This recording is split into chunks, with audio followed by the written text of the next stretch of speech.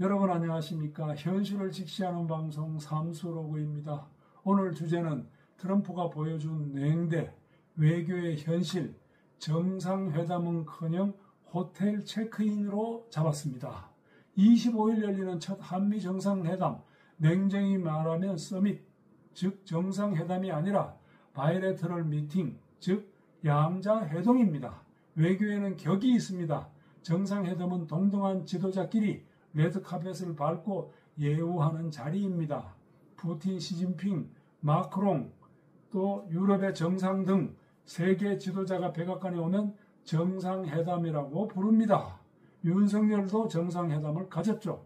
하지만 백악관이 이재명과의 회담을 양자회동이라고 낮춰 표현했습니다.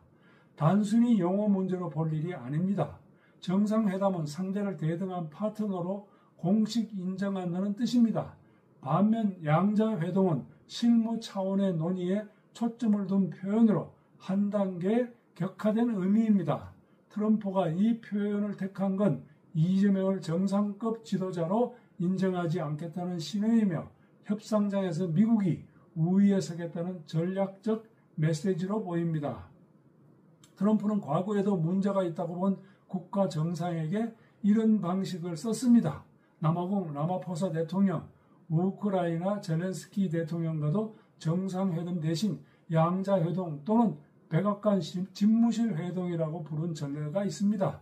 이번에도 같은 맥락으로 보입니다.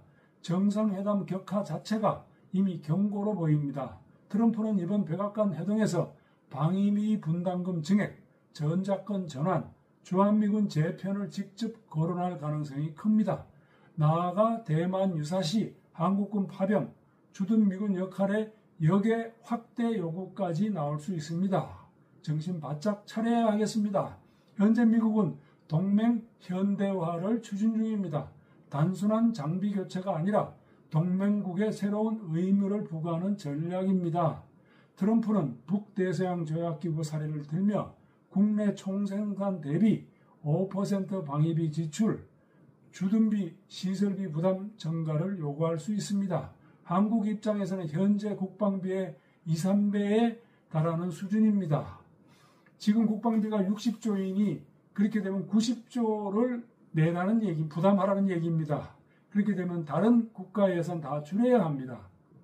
우리는 이미 관세 문제로 1차 압박을 마친 트럼프가 이번에는 안보와 군사 전략까지 요구할 수 있는 판을 미리 깔아놓은 것입니다. 조현 외교부 장관이 어제 갑자기 워싱턴으로 급히 날아갔습니다. 심지어 이틀 뒤 예정된 한일 정상회담에 외교장관이 불참한다는 것은 있을 수도 없는 일인데 불참하고 이 회담을 건너뛰고 외교부는 철저한 준비 차원이라고 설명했지만 트럼프 측에서 빈손이면 오지 말라는 신호가 왔을 가능성이 크다고 외교 소식통들은 전하고 있습니다. 급히 조율해야 할 의제는 세 가지 정도로 보입니다. 첫 번째는 관세 협상입니다. 미국 농산물 시장 개방, 자동차 관세 등에서 이견, 둘째는 방위비 분담금 증액입니다. 국내 총생산의 5%를 부담해라 수준의 요구설. 세 번째는 투자 카드입니다. 미국의 공장을 세워라, 일자리 만들어라식 양적 목표 추가 요구 가능성일 것입니다. 상징적인 장면 하나 더 말씀드리겠습니다. 역대 대통령 첫 방미 때는 백악관 영빈관 블레어하우스 숙박이 관례였습니다. 하지만 이번엔 일반 호텔 투숙 얘기가 나옵니다. 정상회담이 아니라 실무 미팅이니 의전격도 낮춰 배제된 것입니다. 칼라 샌즈 전 트럼프 정부 대선은 최근 한 언론에 직설적으로 썼습니다. 이재명은 미국 편인지 중국 편인지도 모르겠고 트럼프를 이용하려 드는 위험한 인물로 썼습니다. 그러면서 싸잡아서 민주당 정청래 대표의 과거 전력까지 언급했습니다. 미국 대사관저 침입, 화염병 투척, 방화 시도와 주체 사상 전단 배포, 오바마 시절 입국을 거부당했던 전력까지 워싱턴이 이런 이력을 가진 지도자들을 쉽게 정상회담 파트너로 인정할 리가 없습니다. 트럼프의 메시지는 명확합니다. 한미 동맹을 확실히 하고 미국 요구를 수용해라. 아니면 냉대 계속할 수밖에 없다. 정상회담 격하, 블레어 하우스 미제공, 외교장관 급파, 이 모든 게 경고장으로 보입니다. 방위비, 관세, 투자 준비 없이 가면 백악관은 공개 압박 무대가 될 것으로 보입니다. 트럼프 특유의 한국은 더 내야 한다 발언 한마디면 국제망신은 덤으로 받게 됩니다. 삼수록으로는 이런 진실을 가감없이 전하겠습니다.